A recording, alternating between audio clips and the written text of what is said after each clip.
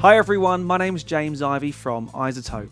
These days, you don't need a pro studio to get great recording results. But if you are going to record sung vocals from home, you do need to do your best to maintain quality throughout the process. Think of the good rule. Good room, good performer, sorry, in this case you've got me, good microphone, good cables, good preamp, good interface. It all adds up to a good result. It's the combination of things, not one single thing, that contributes to this great recording. Once you have your gear in place, it's time to consider your recording environment. If you can, close doors and windows. Try recording at the quieter times of day. And remember, if there are other people in your house, they tend to make noise too. So maybe put up a sign requesting they keep it down a bit. They say the best mic for the job is the one you have to hand, but given the choice, for vocals I'd recommend a good quality large diaphragm condenser mic positioned about 6 to 8 inches from the performer's mouth. Remember that in general, the closer the performer gets to the mic, the more bass there is in the recording, and as the singer pulls back, the tone becomes more natural and open. This is known as the proximity effect. Always use a pop filter or blast shield when recording to reduce any plosive P's or B's. This particular Lewitt mic has a built-in pop screen, which is very handy. Remember, the more comfortable the performer, the better the results will be, so don't forget to have some water available to help stay hydrated. So I'm happy with my performance, it's now time to get to work and make this track sound the best it possibly can. So in this video we're going to concentrate on the vocal track, the lead vocal. So let's take a listen to that in its own right. We know there's not much going on before that. Let's have a quick listen. I'm running late at night on an unmade road. Journey's end in sight with my heavy load. Should I turn and burn or get my head down tight? Having listened to that, there are 4 very distinct issues I'm hearing. Now think of this as a corrective rather than a creative process. But I can hear, firstly, there's air conditioning noise in the background or some kind of low level, or in this case, not so low level noise. The plosives are quite bad. There's a few P's and B's that pop out. There's quite a lot of mouth clicking and kind of noises, which we really don't like. And the breaths are quite loud. So we can employ RX to work on all 4 of these issues that we need to deal with. And to get our vocal take into the editor, we use an audio suite process using the RX Connect plugin. We want to do a repair round trip. I'm going to send the audio and it opens the standalone version of RX for me, which is fantastic. We can now play this back. I'm running late at night on an unmade road.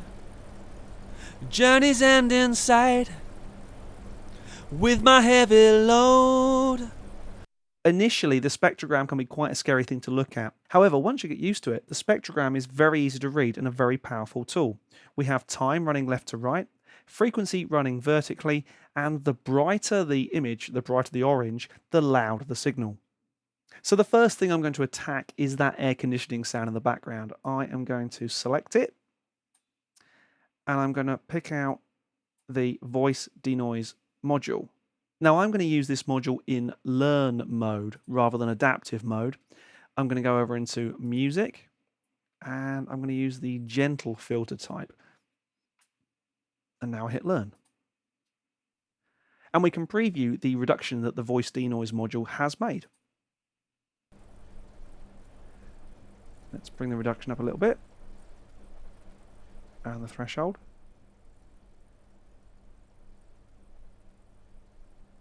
Okay, now let's apply that in the vocal area.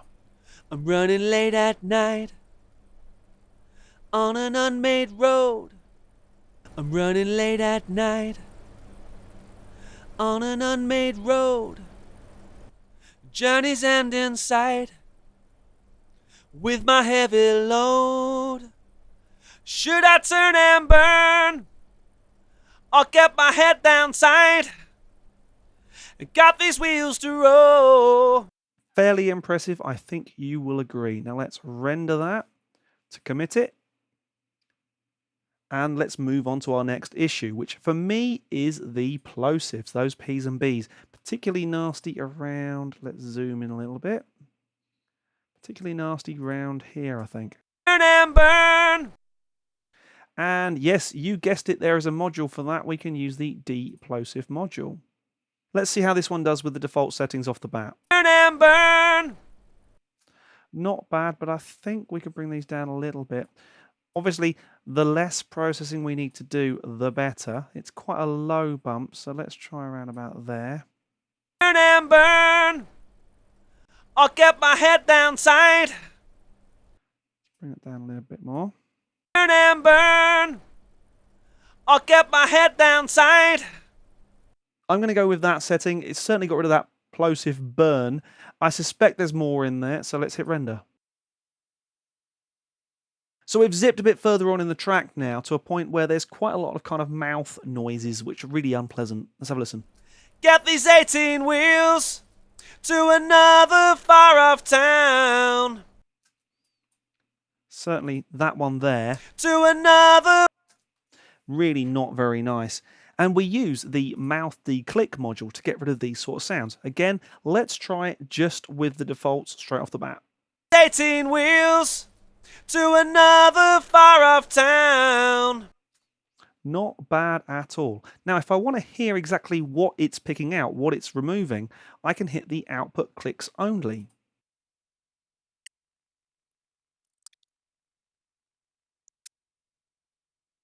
I think it's amazing that we can get rid of those quite so easily. So once again, they're probably there all the way through the track, so let's render it all. So the last issue I really want to tackle are those really quite heavy-handed breaths. Let's have a listen. Got these wheels to roll and stay up all night. Now, you can see really clearly where those breaths are. There's one there. And yes, you've guessed it, we have a module for that. This is called breath control. Now, it works in one of two ways. We can either reduce the breaths by, in this case, a gain of minus 55.7 dB, or we can aim for a target level for those breaths of, in this case again, minus 55.7 dB. We then have a sensitivity control, which we can adjust to make sure we get the breaths and only the breaths, not any nuances of the performance. So let's have a listen back to that, and we'll tweak as we go. Got these wheels to roll and stay up all night. It's a long game. It's a long game low down. Eating up the miles of this highway showdown. Now, I want to keep a little bit of that breath sound in because, quite frankly, humans do breathe, and it sounds a bit unnatural if you get rid of everything. But between each line of the vocal is really not very nice. So let's have another listen. Got these wheels to roll and stay up all night. It's a long game.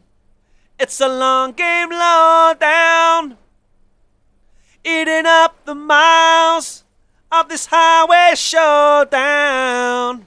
I'm fairly happy with that, but if I want to check, I can still use the output breaths only version and have a listen.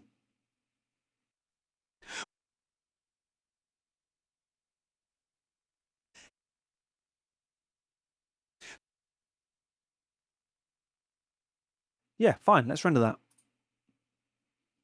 And we can now listen back to our corrected vocal. I'm running late at night on an unmade road. Journey's end in sight with my heavy load. Should I turn and burn or get my head downside? Sounds good. So now we can send that straight back into Pro Tools using the send back feature, and we can render it. And we've corrected the vocal within the session.